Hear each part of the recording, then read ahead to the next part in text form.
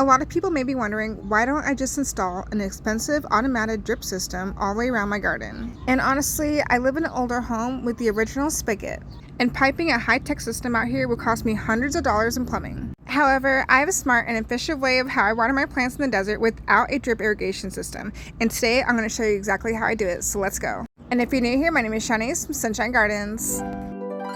Step 1 is mastering your hose pressure. When the Arizona summer hits, the bare ground forms a hard crust layer. If you blast your plants with a high pressure for 2 minutes, that water cannot penetrate the dirt. It just puddles on the top and runs off the sides and evaporates instantly into the air. You're literally flushing money down the drain. Instead, I use a low flow sweet spot.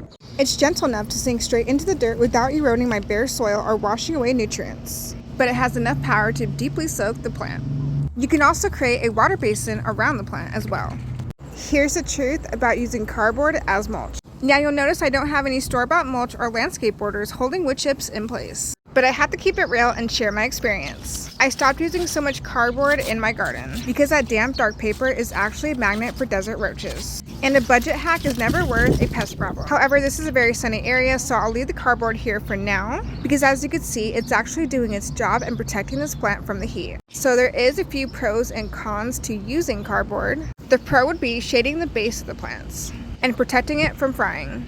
Obviously, the con will be attracting pests. As long as you don't keep it that wet, you should be good. Just avoid using it in shady areas. You might be wondering, growing plants all the way around my house, doesn't manual watering take hours? Well, this is how I handle a huge yard the lazy way. And no, I don't stand there for 15 minutes holding the hose. Because my grow bags are tightly clustered together in a team huddle, they share a root zone and shield each other from the sun. I set the hose down on that low flow stream and walk away. That way I can take care of other things, like feeding my chickens or cleaning out water containers. How to measure and schedule?